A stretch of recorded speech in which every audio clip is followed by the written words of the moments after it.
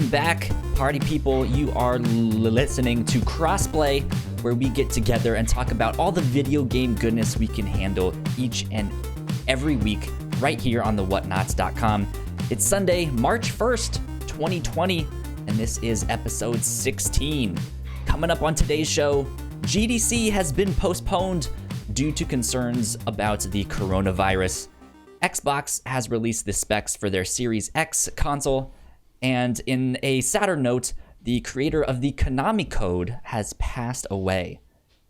We will be talking about all of that and more in just a bit. My name is Kyle, and I am joined by Ignacio. Yo, Ignacio. what up? Hey. What's going on, my dude? Everything's going good. Yeah? Yeah. I don't know. Life is good as always. I don't know. How's school been now that you're kind of in the swing of things? I mean, school is doing good. Since it isn't that different from what I am accustomed to back home, it wasn't hard to get accustomed to it. So, yeah, there hasn't been any problems. Everything's good as always. Let me ask you this, because I'm curious. When you were in school down in Chile, did they teach those classes in Spanish, or were those in English as well? In Spanish. In Spanish. Yeah. Okay. I mean, the obvious difference is that here the classes are in English and back home they're in Spanish. Yeah. So how's that? Because I know that Spanish is your first language. What's that been like, getting into a country that now speaks English pretty much entirely? Yeah.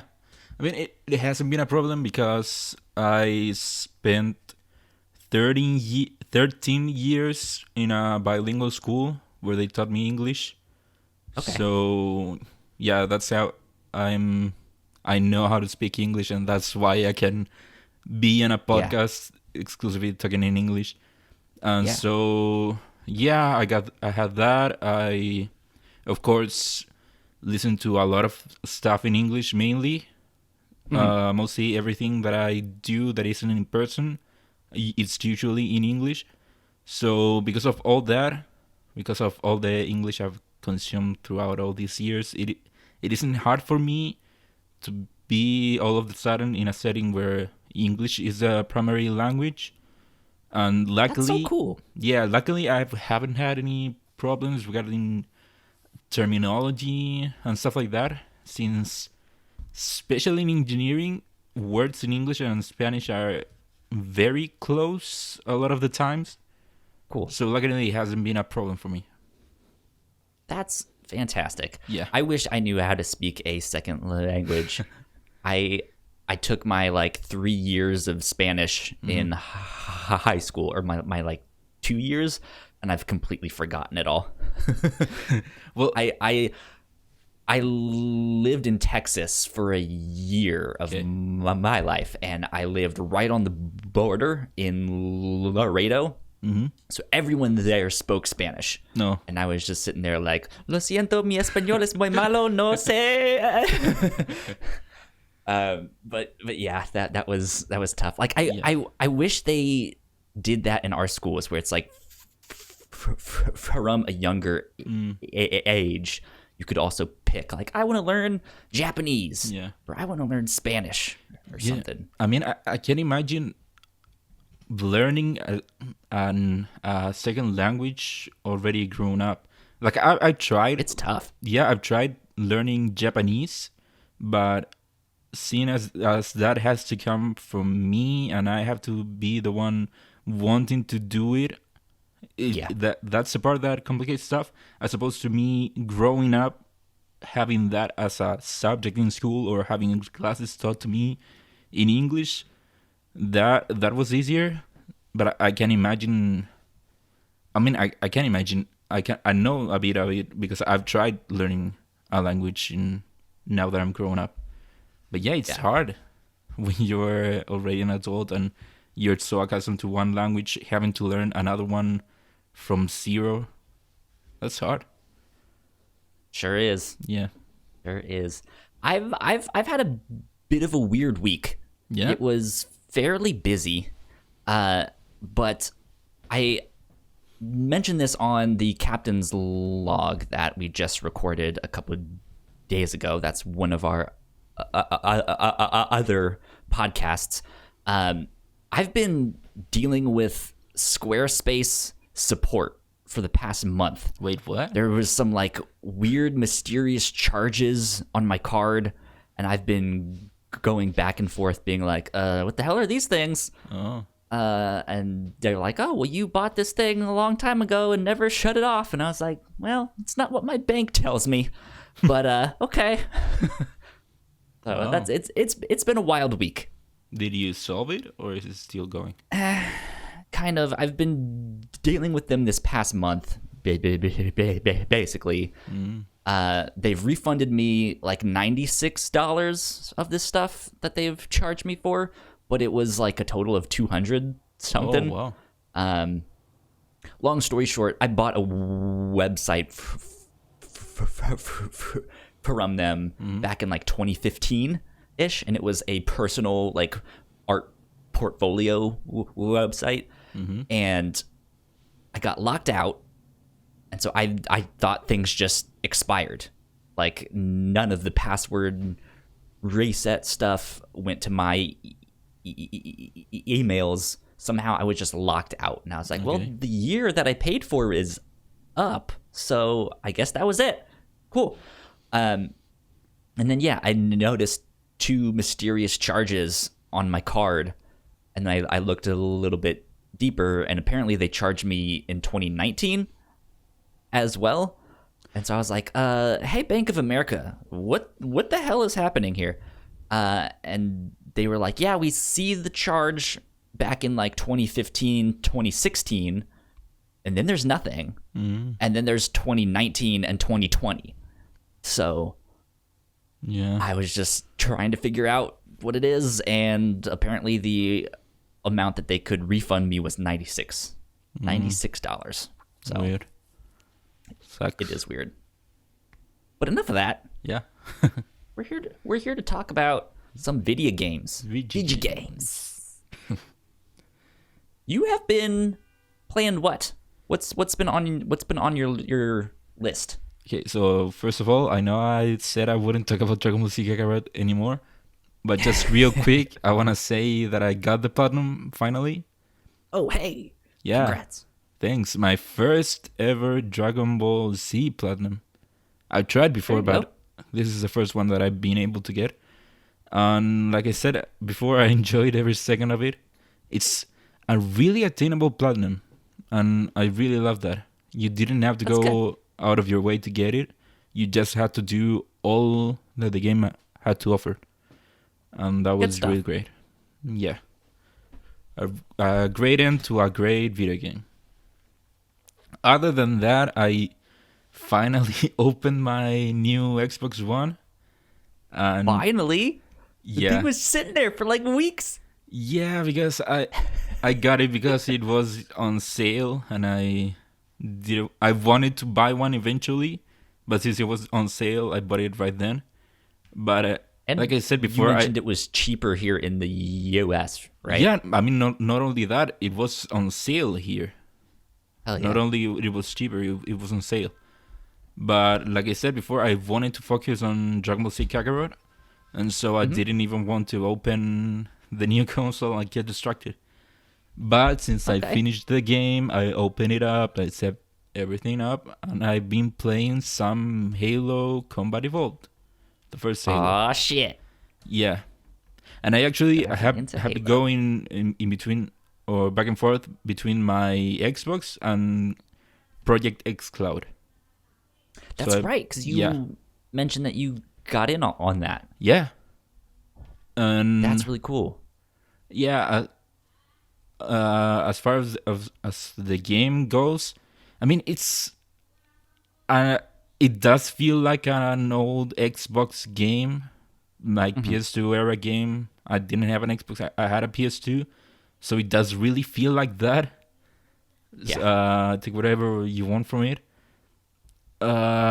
I can see why people loved it back in the day. Knowing the type of games that existed back then, I can see why people hold it at such high regard.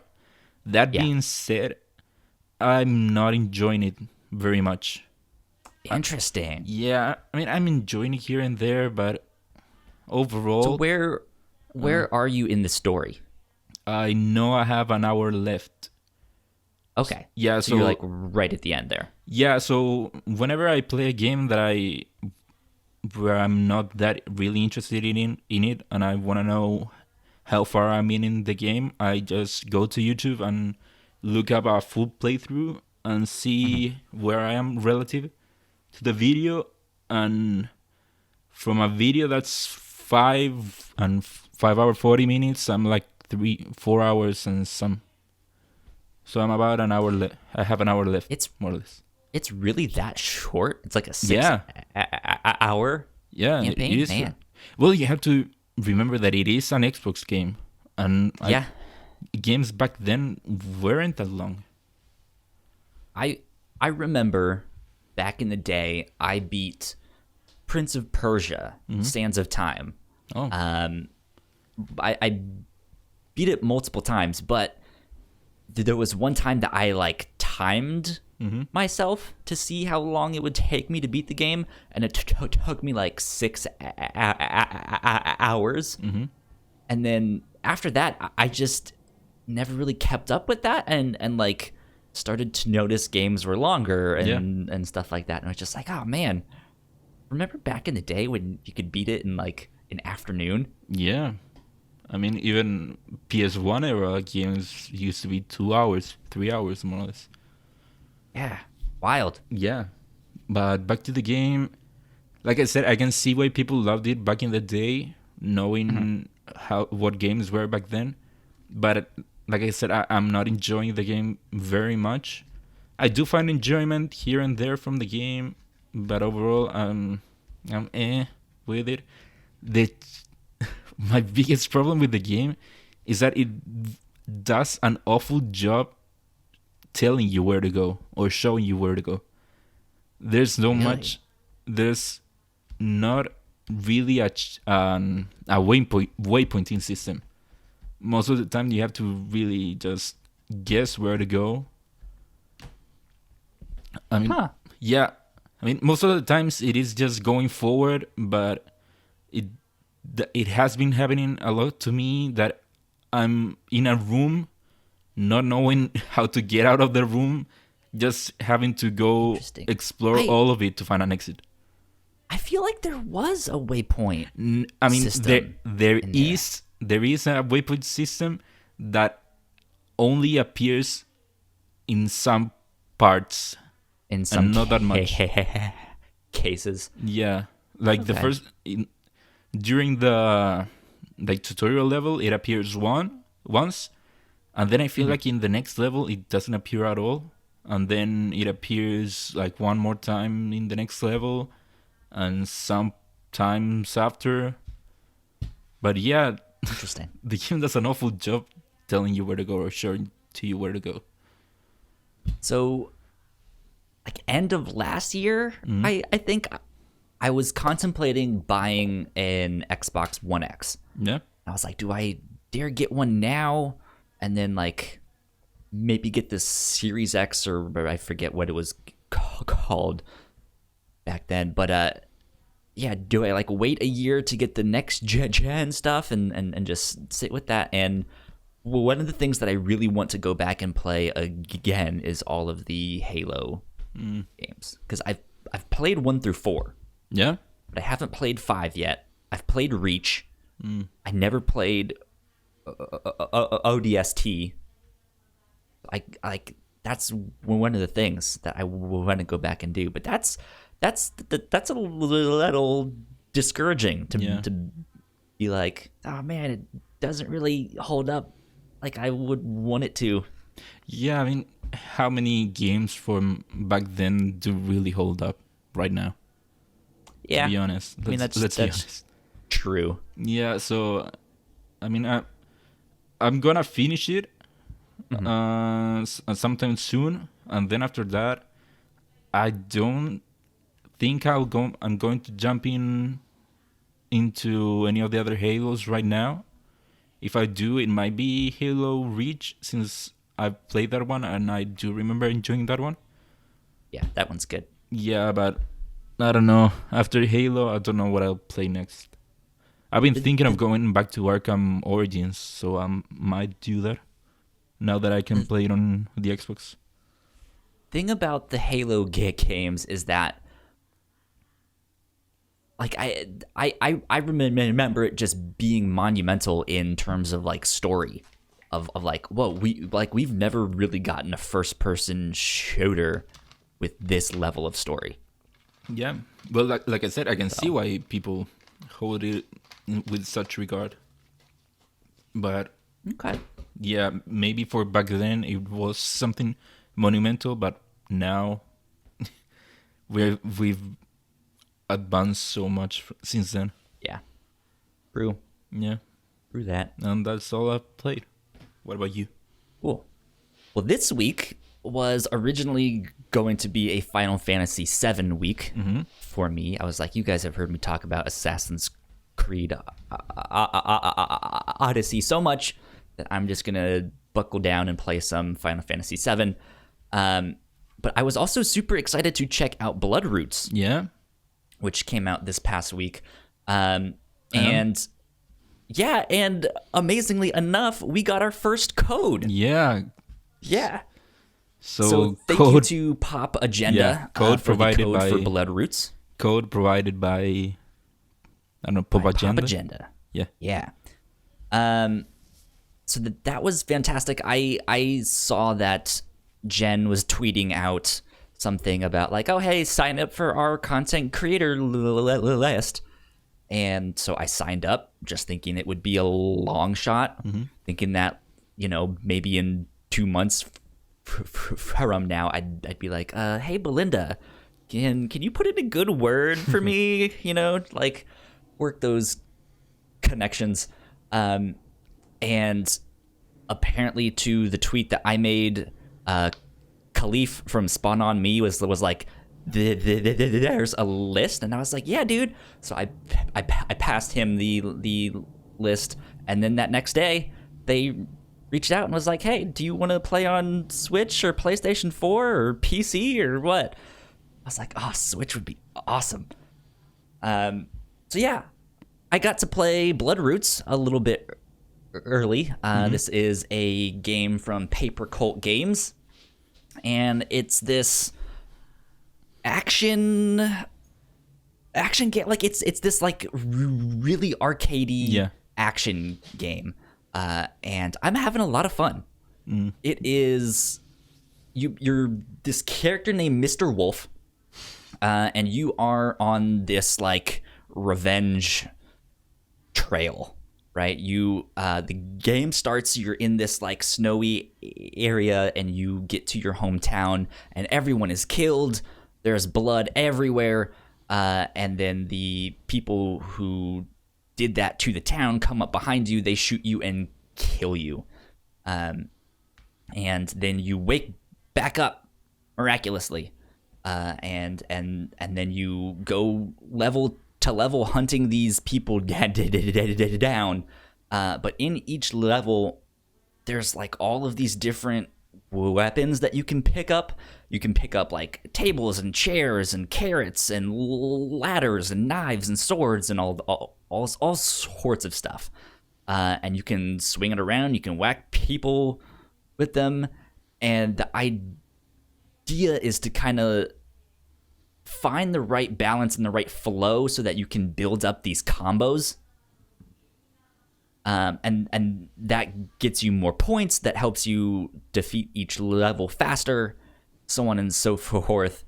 And after each stage, you get graded. So you got a S rank or you got a D rank. And I happen to be pretty terrible at this game. I think I'm averaging like C's ish, something like that. So I have a long ways to go to get good at the game.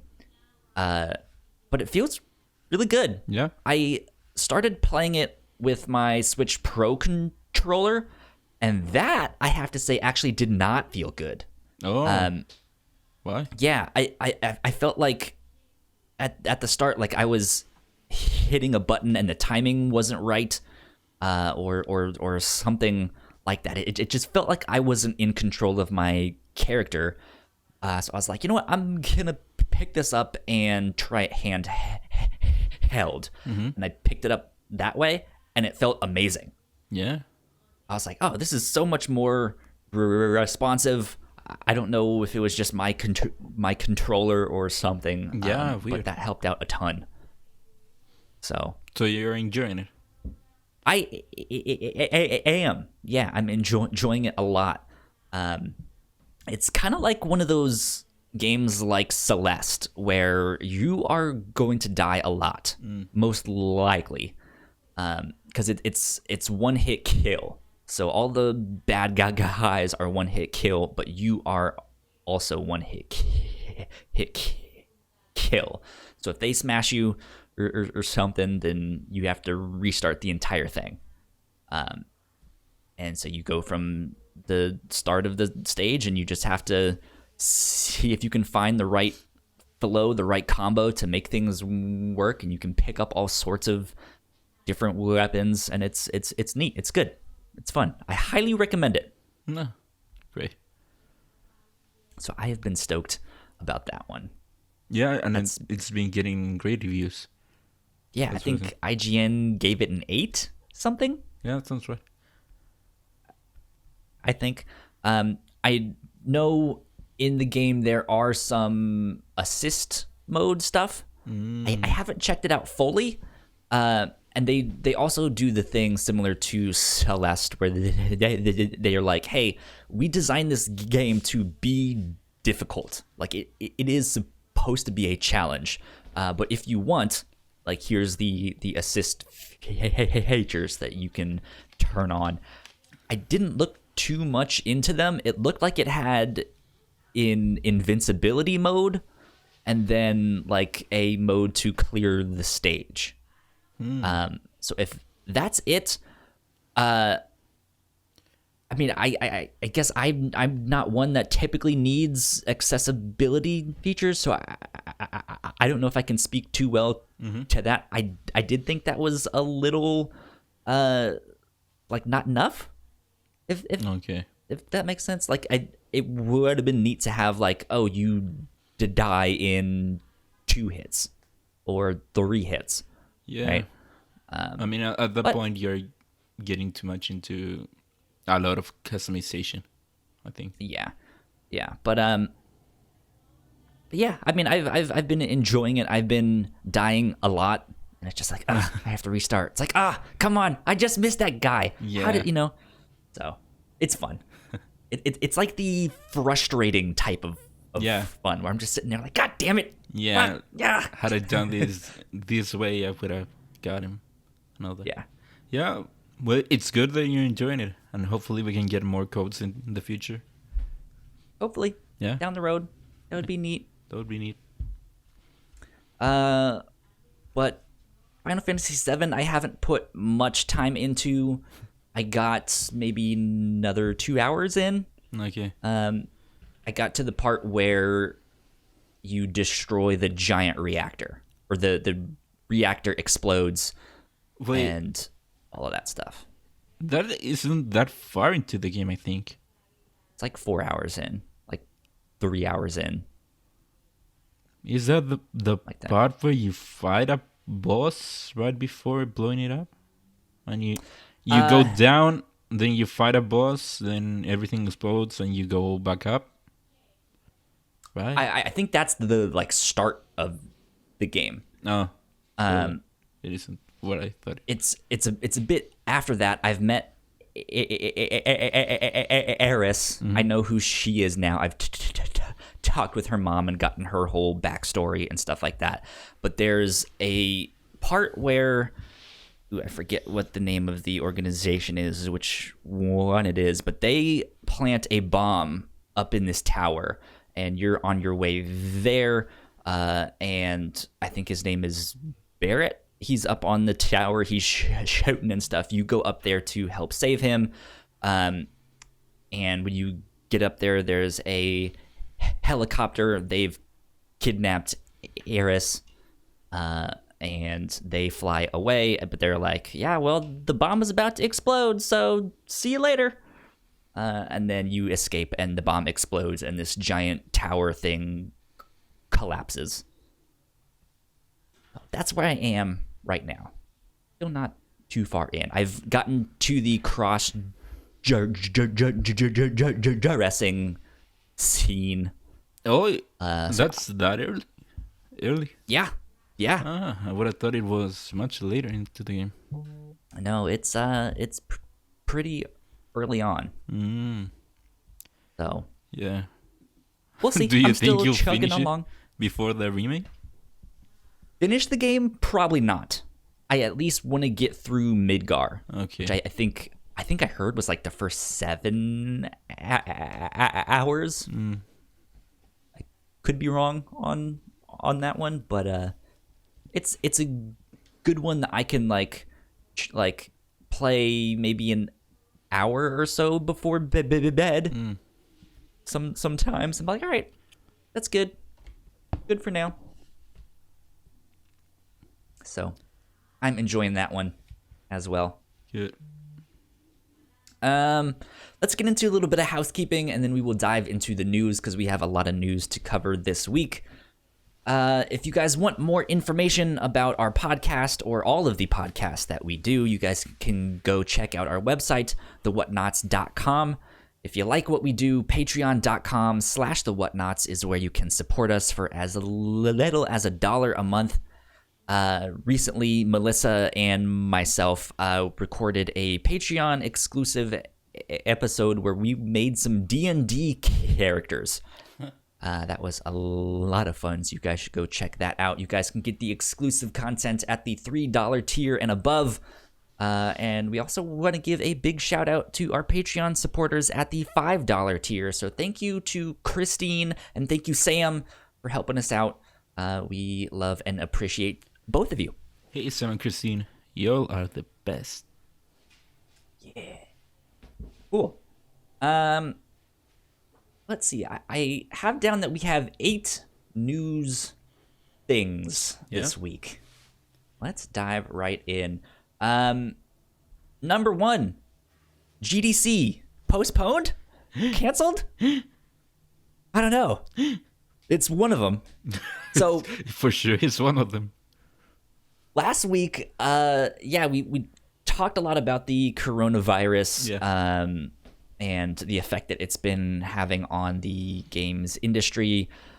A lot of people were pulling out of PAX, which is happening this weekend. Mm-hmm. I know Mick was up there this weekend, if I'm not mistaken. So hopefully he had fun. Hopefully. Up that way. But they were also starting to pull out of GDC, which is later this month in March. And we were like, man, so many people are pulling out. I mean, this was last week when we started talking about people pulling out of GDC, and that kept going this week. I mean, it felt like every day of the week, someone else was pulling out. And come Friday, the spokespeople of GDC came out and had the news that GDC has officially been postponed to later in the year, which makes sense. Here's what they wrote. Makes sense in since their so many people left. Announcement. Yeah, here's what they wrote in their announcement. It says, after close consultation with our partners in the game development industry and community around the world, we've made the difficult decision to postpone the Game Developers Conference this March. Having spent the past year preparing for the show with our advisory boards, speakers, exhibitors, and event partners, we are genuinely upset and disappointed not to be able to host you at this time. We want to thank all our customers and partners for their support, open discussions, and encouragement. As everyone has been reminding us, great things happen when the community comes together and connects at GDC. For this reason, we fully intend to host a GDC event later in the summer. We will be working with our partners to finalize the details, and we will share more information about our plans in the coming weeks. Yeah. I mean, like we said, so many people had pulled out of GDC that they really didn't have any other choice. Had they still put up GDC, A, would have been with a lot of fewer people giving their panels, and B, they would have this whole coronavirus business that people would still be scared and seeing other people leave, and if anything happened, they would have been in more trouble, seeing as they had the opportunity to do something. So this was to be expected. Thing is, with video games, it's a much more interactive medium, right? Like if you go to a Comic-Con or some kind of other convention, there's still stories of people getting sick, but video games has this more tactile thing, right? Where you're picking up controllers, you're putting on VR headsets and stuff. And so I think part of it is not only health and safety, but a legal thing of like, hey, if someone gets sick because they touched our controller or put on our headset, we don't want that coming back to bite us. Yeah, and especially since so many other people had been leaving, if anything were to happen, people could sue you for negligence. Since, hey, you're seeing all these other people doing something and you did nothing, that would have been, they would have been in a lot of trouble. And the sad part is that GDC isn't your typical gaming convention. It isn't, it isn't like a gaming convention. It is more people from the industry coming in together, sharing what they know, what they have done, and learning from their peers. So it sucks that a lot of people, especially people from smaller developers or people just starting out, will not get the opportunity to be a part of it. So that sucks a lot for them. And also especially since some of them already paid for travel and flights and stays and all that. They miss out on the opportunity to meet with potential publishers and stuff, or employers, or recruit whatever people. So that stinks. However, the weird thing about this to me was that shortly after GDC posted this on their website, people like Patrick Klepek and IGN were both reporting that it's canceled, which is a very different word than postponed. Yeah, I saw them doing that. Like when the first the story came out, or when GDC first came out, and I read their whole statement, and I did read that they said postponed.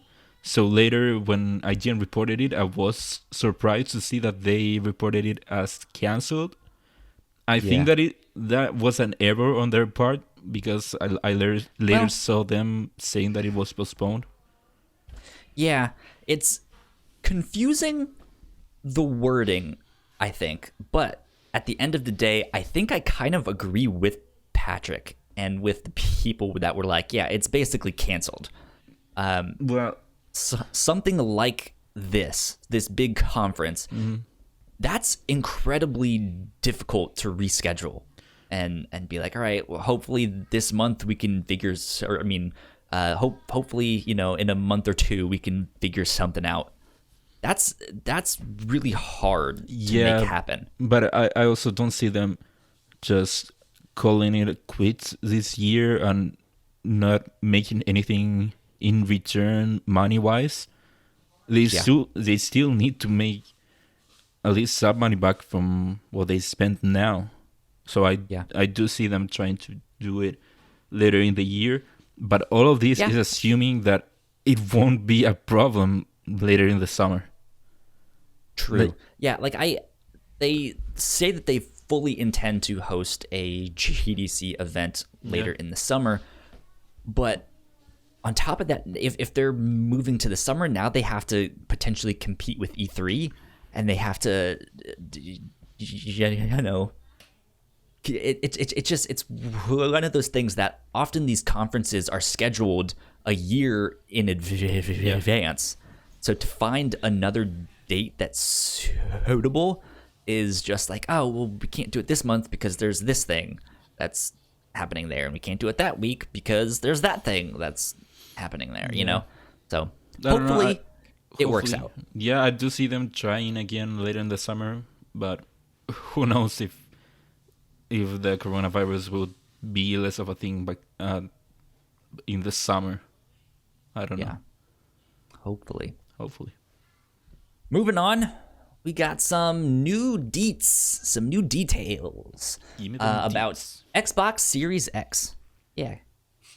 People still say deets, right? Sure. Is that what the kids say? Sure. Hey man, you got the deets? I got them deets. You got the 411? This is coming from Phil Spencer himself on Xbox.com. Yeah. So I pulled out a bunch of the bullet points. I'm not going to go too in depth into all of them. He had a whole article you guys can go check out. But the first thing, 12 teraflops. Those terras are flopping. That sounds like a lot of teraflops. Yeah, so that is twice the amount of teraflops of Xbox One X, and more than 8 times the original Xbox One. Yeah. So for those of you out there who don't know what a teraflop is, it's basically how powerful basically this is. It has to do with really powerful processing, if I'm not mistaken. I did ask one of my professors at one point what a teraflop was, and I don't remember what he said. I think it had to do with processing, but I don't remember. Yeah. But yeah, the one thing you need to know is that the more teraflops, the better, maybe. But yeah, I mean, the most interesting part from seeing that it will be 12 teraflops is that if you compare it to other, what they call video, what's it called? The NVIDIA stuff, video cards. Yeah. Or processing cards. If you compare it to that, the cards that are around 12 teraflops are very expensive. Yeah. So what does this say about the price of the Xbox Series X? It is going to be up there. Yeah, I don't see them going below 500 at this point. No, I would expect them more. To put this out at 500, I can see them doing it at 600, but I think that's a risky move. I mean, if you compare it to all these other video cards, I mean, even 500 sounds low. The thing is that Microsoft is a much, much bigger company than Sony. Like, they're much bigger. So they have the capability to put this out at 500 and take a bigger loss. The problem there is that coming out from a generation where Sony has destroyed Microsoft on the units sold by so much, I don't see the higher ups of Microsoft even wanting to sell the console at a loss if there is a good chance that they won't see the money back. I don't see them doing that. I don't know. Yeah. We'll have to see. I looked up teraflops, and according to Digital Trends, specifically a teraflop refers to the capability of a processor to calculate 1 trillion floating point operations per second. Saying something has 6 teraflops, for example, means that its processor setup is capable of handling 6 trillion floating point calculations every second on average. Yeah. There you go. Yeah, it is. Yeah, I'm looking up what a flop is for the point operation, and yeah, I've seen this stuff before. Yeah, it is basically how many processes can you do at a time. It's a lot. Yeah. But it has some more stuff we should also talk about. The next thing being variable rate shading, which is, according to Microsoft, our patented form of VRS empowers developers to more efficiently utilize the full power of the Xbox Series X. Rather than spending GPU cycles uniformly to every single pixel on the screen, they can prioritize individual effects on specific game characters or important environmental objects. This technique results in more stable frame rates and higher resolution, with no impact to the final image quality. Yeah, it sounds great. It sounds like it is being more efficient with the GPU cycles. So, yeah, it is. The way I'm understanding it is kind of like, hey, if the important thing in this scene or in this game right now is the character, like it can focus more on the character, and something like the background might not need as much attention. Yeah, it is. Instead of processing the whole image, you can process separate parts from the image and focus on one versus another. That's sweet. Yeah, it sounds great. It is being more efficient. Cool. Then the next couple things that I think are worth mentioning is the hardware accelerated DirectX ray tracing, which is pretty cool. If I'm not mistaken, the PS4 also has hardware accelerated ray tracing. Not DirectX ray tracing, but that same thing. I believe you are correct. Yeah. This also has a custom built SSD, solid state drive. So that means it's gonna load faster. Just like games the can be PS4. bigger. Yeah, again, just like the PS4. This also has quick resume for multiple games. I think that's a neat feature. Yeah, it is. Personally, I've never really used it. I don't see the need. I guess that's just not the way that I game, especially since I'm not much of a multiplayer gamer, where it's like, hey man, we're online, come play Call of Duty with us now. It's like, oh man, I'm in The Witcher. Yeah, I mean, it isn't. I can see myself using it, but it's just that it's not something that I really need, but it will make stuff better. It's quality of life. Yeah, it's a quality of life improvement. Exactly. They also say that it has support for 120 frames per second, which to me sounds fine and dandy. I would prefer them just to be like, all right, let's lock it in at 60. Yeah, I mean, like, let's at least get that. Yeah, this is saying that it can output at 120. It isn't. Yeah. I don't think it means anything that it will affect other frame rates. Putting all those flops to work. Yeah, I mean, cool. I don't know if TVs can output at 120. Yeah, that's something that I don't know either. Yeah, you would need a gaming monitor for that. Interesting. Yeah. Last but not least of the things that I wanted to mention, smart delivery. The thing that everyone has been talking about the whole week. Oh, yeah. That cool. It isn't really that interesting, to be honest. I think it's pretty cool. So here's what they wrote in the little write-up. It says, this technology empowers you to buy a game once and know that whether you are playing it on Xbox One or Xbox Series X, you are getting the right version of that game on whatever Xbox you're playing on. We're making the commitment to use smart delivery on all our exclusive Xbox Studio titles, including Halo Infinite, ensuring you only have to purchase a title once in order to play the best available version for whichever Xbox console they choose to play on. This technology is available for all developers and publishers, and they can choose to use it for titles that will be released on Xbox One first and come to Xbox Series X later. So the reason I think that this isn't that big of a news is that it is new. Like, if you take into account that, if you consider that we know that these consoles will be backwards compatible, this idea of a smart delivery is exactly the same as going between... similar. It is the same as going between a PS4 and a PS4 Pro, or an Xbox One versus an Xbox One X, seeing as this will be just a patch that will make it take more advantage of the newer hardware.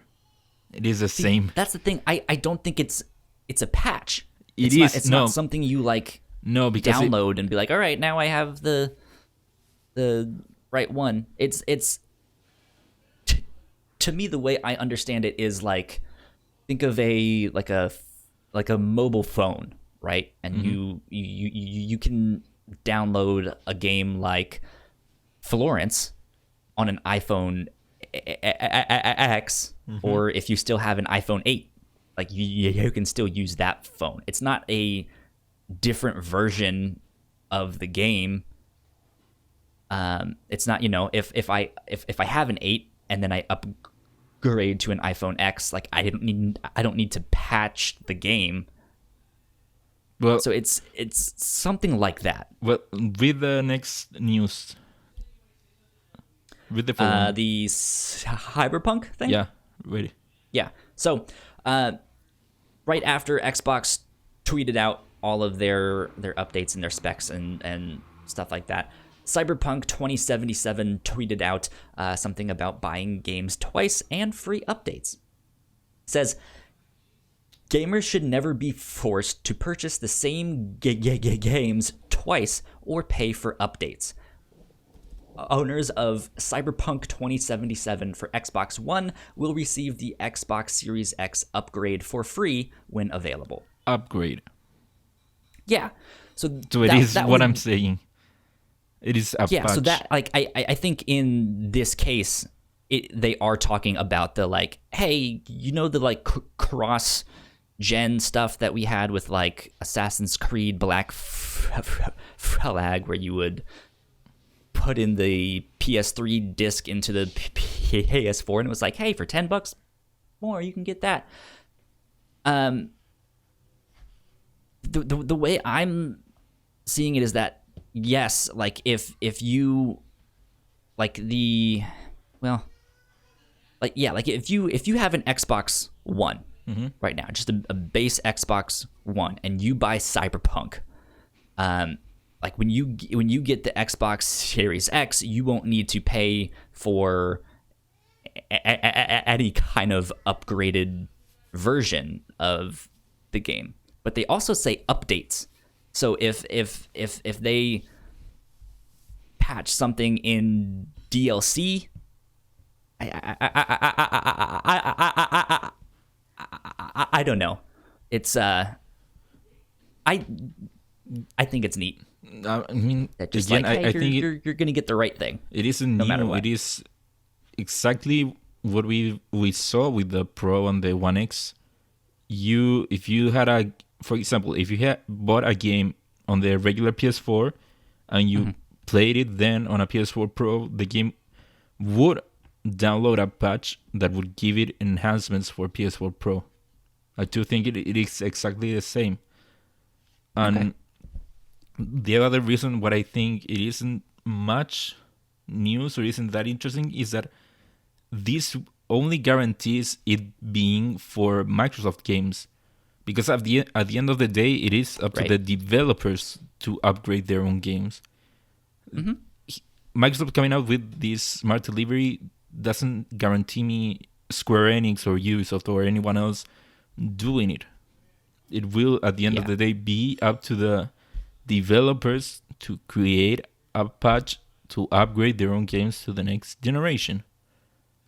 Yeah, you're right. Yeah, and I think something like I think at the end of the day, what this is doing is it's a move by Microsoft to kind of garner goodwill, right? Yeah. Of like, hey, all of our first party titles will have this, right?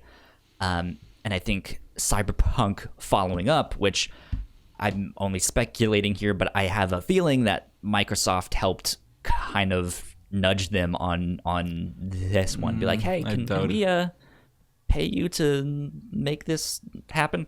Yeah, and I feel like, what was that? No, is that if Cyberpunk is doing it for the Xbox, I guarantee they will do it for the PS5.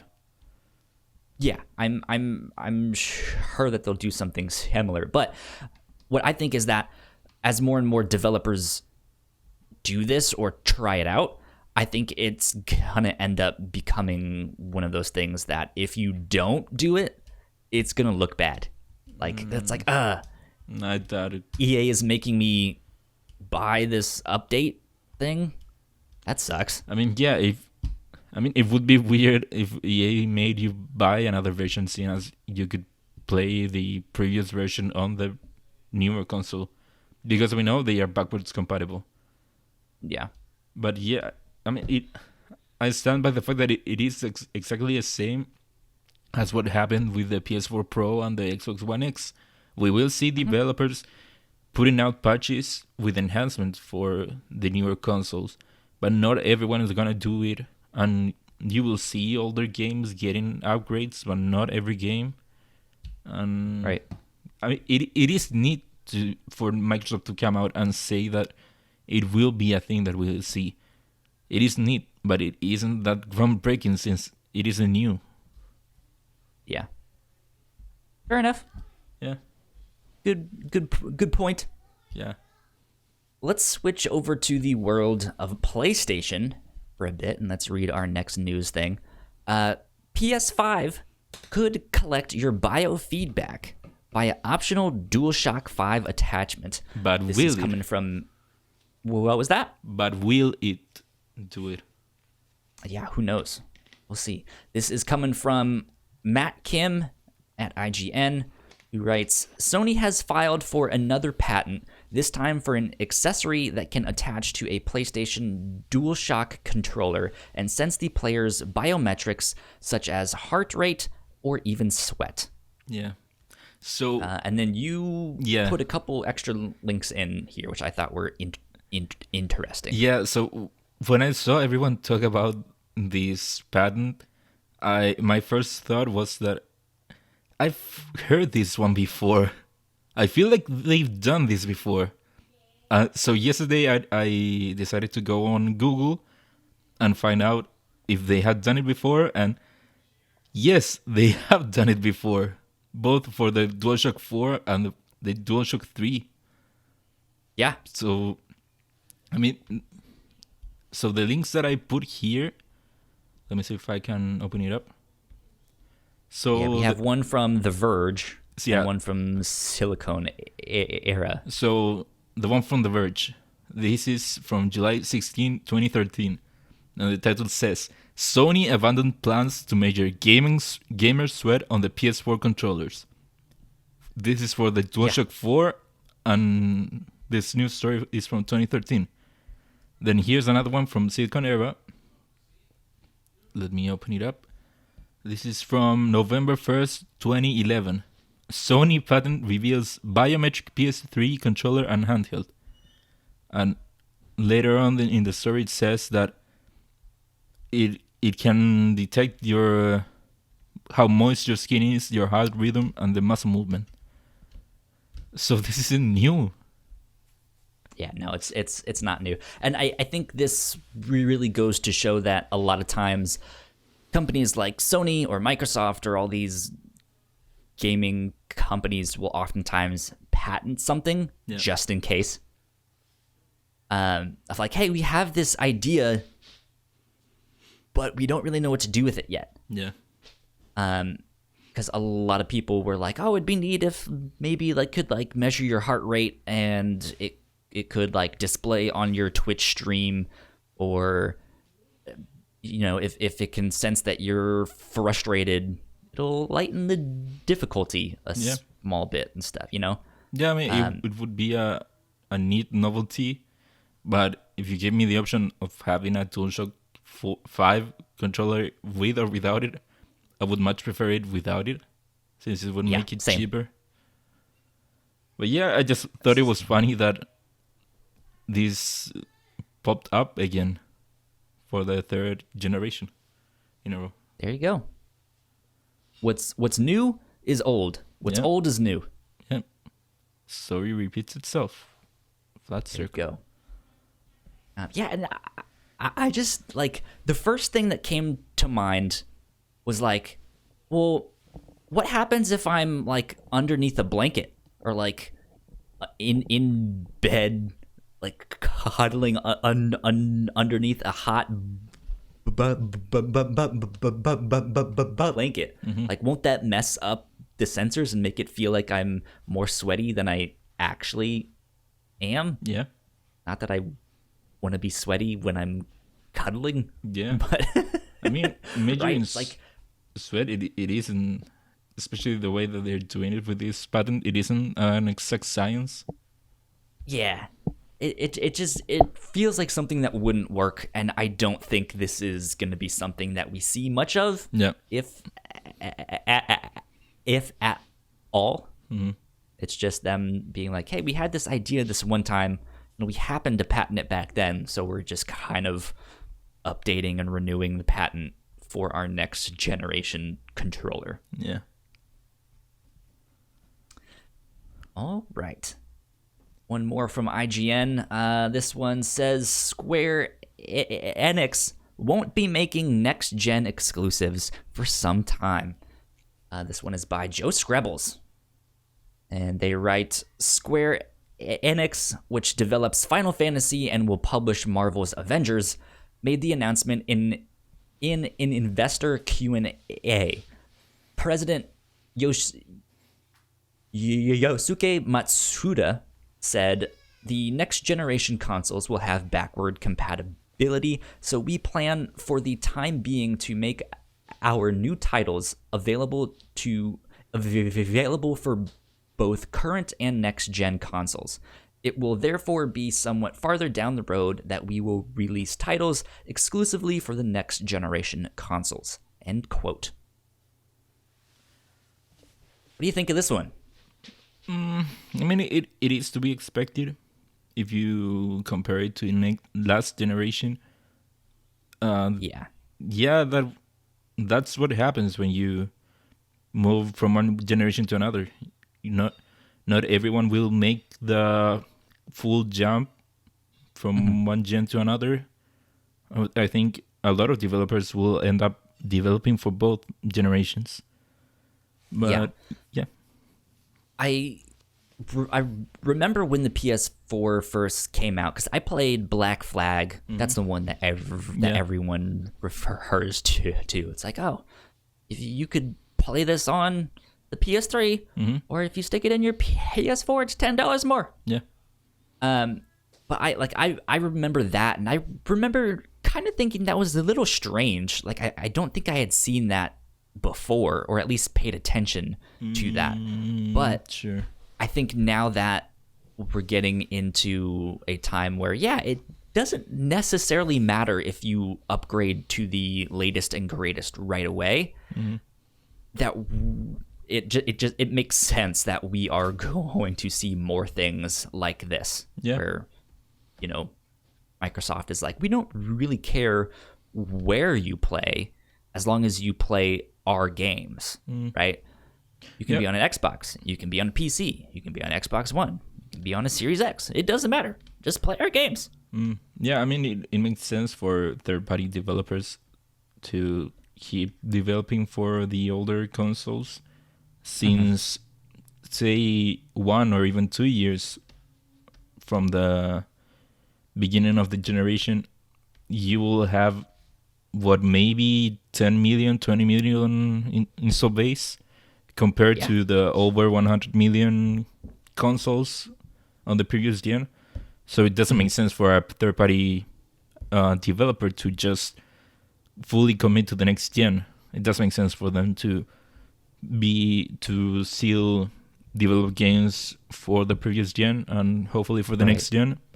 And the only thing I hope is that time in between where publishers or developers develop for both consoles, I hope it doesn't last that long, because you do end up being kind of pulled back by the previous generation, and it isn't until we can finally let that one go that great things can happen. So I just hope this period doesn't last very long. Hopefully not. Hopefully. Are you planning on getting a PS5 or one of these new Xboxes when they launch? Well, I mean, a PS5, yeah. An Xbox, no. I doubt I'll get one for many years. You just got the X, so that makes sense. So there isn't. But yeah, I mean, as soon as I can, I will get a PS5. Okay. That's the plan. I don't know when that will be, but hopefully soon. I plan on getting an Xbox Series X when that comes out. Yeah. I'm still not sold yet on the PS5. And you're more sold on the Series X? Yeah. And especially since I didn't get to partake in Xbox this generation, I feel like, hey, I can go replay the Halo games. I can replay the Gears games. Like, I already feel like I have stuff to play on that one. Mm-hmm. Whereas the PlayStation 5, it's like, okay, I know Horizon Zero Dawn is getting a sequel. I know Spider-Man is getting a sequel. Mm-hmm. I know God of War is getting a sequel. Yep. I don't know when those exactly are coming, and I don't really have much that I feel like I need or want to play from the PlayStation ecosystem. Mm. So it's just like, yeah, like I feel like at least right away I'll hop on the Xbox hype train, and then maybe a couple months down the road I'll get a PlayStation 5. Well, right now, if you go to a GameStop near you, you can get an Xbox One S all digital edition for $200, and that will. Yeah. Microsoft came out saying that at least for 2 years you will be able to play the newer games on that console. So, yeah, and I think that's a fantastic deal. If that's what I settled for, though, of like, hey, I can get that right now, I feel like I can just do that on my PlayStation 4. Like, I can play most of those games on my PlayStation 4. Like, I want that next step up, especially since I don't have a PS4 Pro. Mm-hmm. I just have a base one, and I just got a 4K TV. Mm-hmm. So it's just like I want that like big next step up. So yeah, I'm holding out for Series X. I don't know. I'll be a PS5 player as soon as I can. Cool. Yeah. Good stuff. Okay, moving on. This is number 6 on our list. There has been more Horizon on PC evidence. Of course, we're talking about Horizon Zero Dawn, which we just mentioned, and this is coming from Samuel Tolbert at Windows Central. They write, more and more evidence is slowly starting to build for Horizon Zero Dawn coming to PC. A listing on Amazon France that has been removed showed a PC version of the game directly published by Sony. While the listing has been pulled, you can see what it looked like in a Twitter post from Nebelian. Yeah. I think, yeah, it's an interesting one. I think I liked the tweet that Nebelian put up. I think Sony should definitely be doing stuff like this. Mm-hmm. So the fact that it just seems like this is actually going to happen soon, it's like, yeah, hell yeah. That's fantastic. I mean, in a way, it would be a big thing to see Sony publish one of their exclusive games on a place other than their PS4 or PS5. But on the other hand, Horizon Zero Dawn is an old game, so by this point, they might have gotten all they can from that game on their PS4 and bringing it to the PC this later on. It could see them get more sales, and also it helps promote their next Horizon or even their next console. So in a way, it makes sense for them to release it there. If someone hasn't played Horizon Zero Dawn and they pick it up when it comes out on PC and they play it and they're like, man, this is actually pretty good. Yeah. And then they see like, oh, Horizon Zero Dawn 2 on PlayStation 5. Yeah. They're like, well, now I have to get me one of them PlayStation 5s. Exactly. Yeah. So, do you think that by Sony doing this, we will see more PS4 games on the PC? Yes, but I think it will be slow and few and far between. That makes sense. Yeah. Like I don't think they're just gonna start being like, and you get a PC game, and you get an Epic Store exclusive, and you get a Valve exclusive, and it's not gonna be that, but it's gonna be like, all right, here's this game, and then maybe some time down the road, be like, all right, here's another one. What do you guys think of this one? But I think this also makes sense considering that Death Stranding is out on PC. Yeah. Is it out now? Horizon Zero, I think so. I don't think if not, it's going to be out soon. Yeah. But both Horizon Zero Dawn and Death Stranding are running on the same engine, which is the engine that Guerrilla made for PlayStation. Yeah. But Herman Holst, who used to be at Guerrilla, is now the like head of Sony something. Mm-hmm. So it makes sense that like he's coming into power. He has some more sway to be like, hey, we made some really good games. Can we like test the waters here? See if we can put some stuff out. So, yeah, I'm excited because that means those PC dorks out there will have something besides TurboTax to play. Yeah. So, speaking of that, I still have to do my taxes. Gotta do all that stuff. It's no fun being an adult. I just want to play video games all day. Yeah. Okay, number 7. Platinum Games reveals Project GG. This is coming from Alessandro Barbosa at GameSpot. And they write, Platinum Games has released the first teaser for Project GG, a new IP that will be the first game both developed and published by the independent studio. Game director Hideki Kamiya revealed the new title in an interview with Famitsu, where he compared the ideas for it to Ultraman. Speaking of Ultraman, Marvel Comics just announced that they are coming out with a new Ultraman comic. Yeah. So, there you go. Check it out. Continuing on with this article, says the teaser trailer backs that up with a shot of an obscured hero with blue eyes facing off against a colossal kaiju in the downtown streets of unnamed Metropolis. I am oddly excited about this game. I don't think I've played very many of Platinum's games, but I know recently they have been putting it out into the world that like, hey, we want to kind of start self-publishing and stuff like that.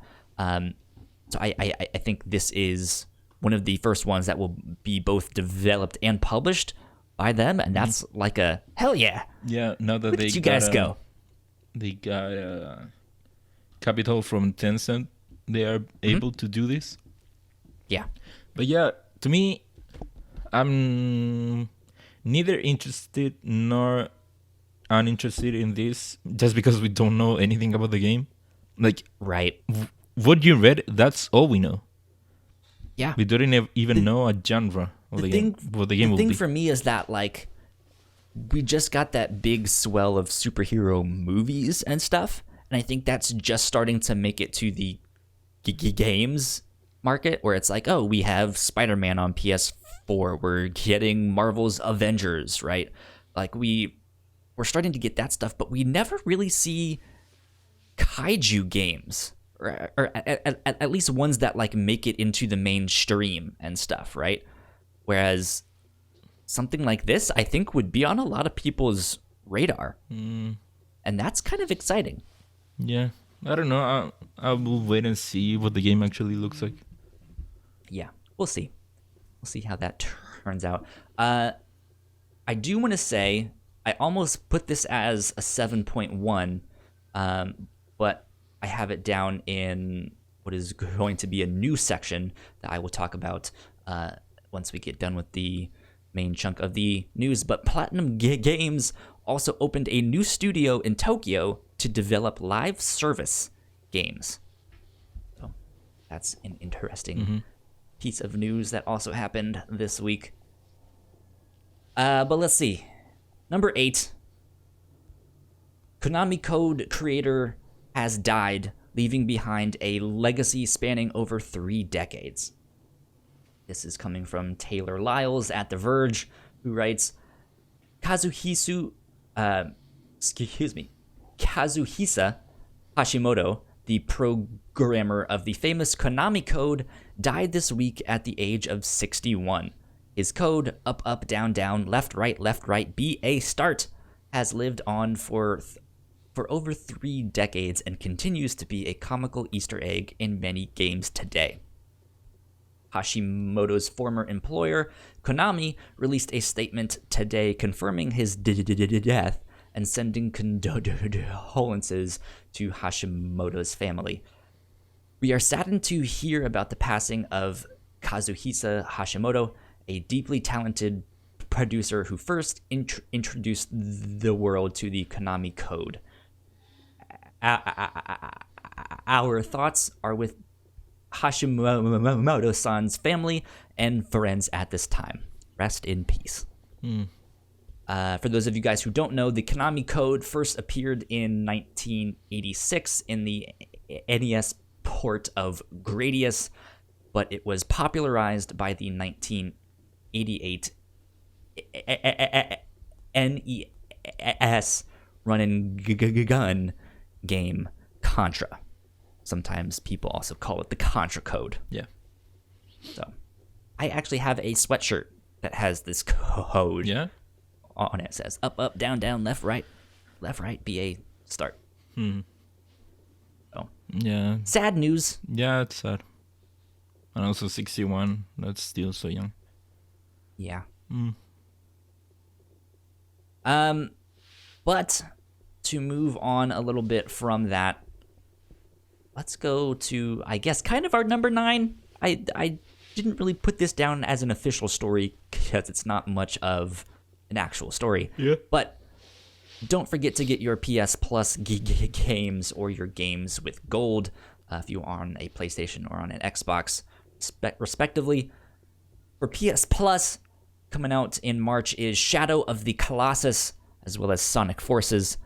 I'm actually super stoked because I have never played Shadow of the Colossus. Really?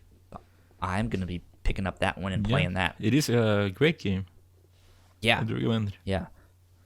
And if you have games with gold, you will be getting Batman the Enemy Within, the complete season, as well as Shantae, Half Genie Hero. And if you are still on an Xbox 360, for games with gold, you will be getting Castlevania Lords of Sorrow 2 and Sonic Generations.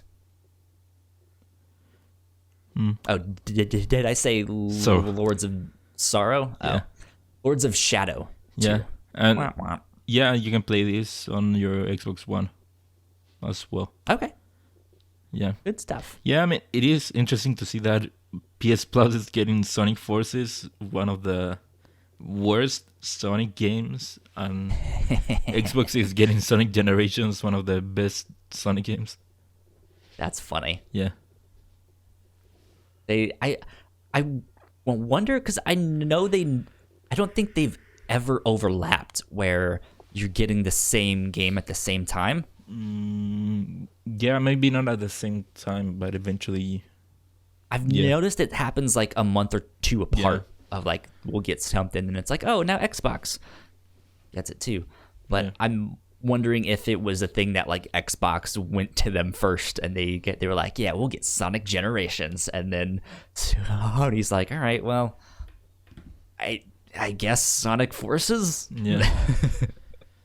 So go pick up those games if you are a subscriber to any of those services. Does not matter if you play it right away. Just go download it or put it in your library, and then you can download it later on.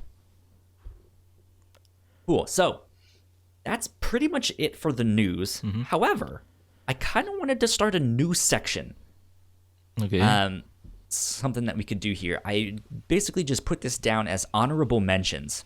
These are news stories that happened this week that either I don't know much about, or I don't feel like we'll have much to say on. So it's just like, hey, this stuff is happening. We haven't forgotten it. We just might not be the best source to talk about it. But I have little 5 headlines here. Number 1, Bungie is getting rid of their paid loot boxes in Destiny 2's next season. So if you're a Destiny player, be on the lookout for that. Number 2, Chinese games company NetEase is now larger than Activision Blizzard and Electronic Arts in terms of game software and services revenue. This is actually a pretty big one. I just didn't know how to talk about it. Apparently in 2019, their total revenue was $6.67 billion. Damn. Yeah, which is bigger than Activision Blizzard and bigger than Electronic Arts. Wild stuff. If you guys are fans of Pokemon, you guys might like number 3 here. OriginalStitch.com, who has a line of really nice Pokemon button-up shirts, confirms they are adding 20 new designs based off the Johto Pokemon, with the other 80 designs to be revealed later. Neat. I don't know if you've checked these shirts out. Yeah, I've seen them. Ignacio, they're so cool. Yeah. They're expensive, but they're so cool. Yeah. I want one.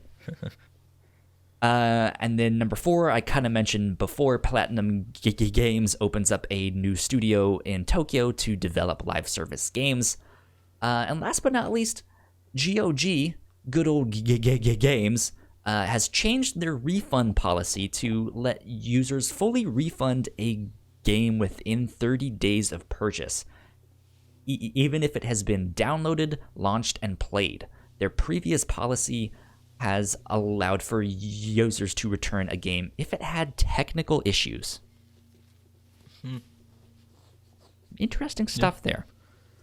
Not many people are, or at least not many developers are really happy with that change of policy. It's like, you just beat the game. Yeah. And return it. Which they have some language in their policy, apparently, that's like, hey, don't be that guy, right? Don't be that guy. Don't do that. No one likes that.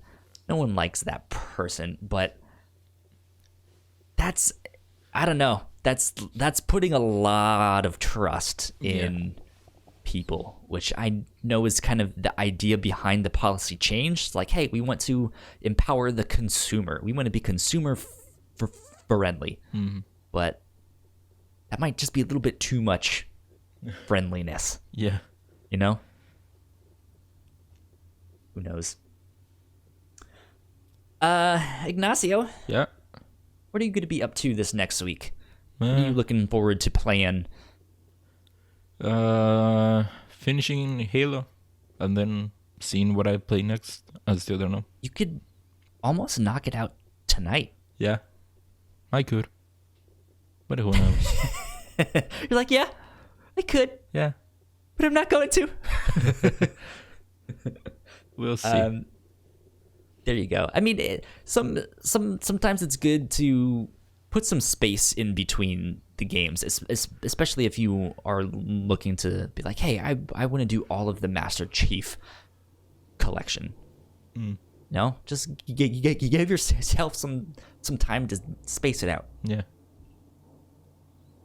Well, let's see. I am looking forward to more Bloodroots. I've only played through Act 1, so I am still just getting started with that game. I'm looking forward to playing that and more of Final Fantasy VII. Maybe a little more of Assassin's Creed. We'll see. Yep. See what happens. We'll see. Yeah. Ignacio. Yeah. Where can the people find you on the internet? You can find me on Twitter at Ignacio Rojas B. That's IGNACIOROJSB. That's my name and last name. Yeah, give me a follow, please. There you go. Good stuff. You guys can find me at Yo Kyle Springer on Twitter and Instagram. If you guys want to stay up to date with this show or any of our other podcasts, we are at the Whatnauts on Twitter. So you guys can go follow us there.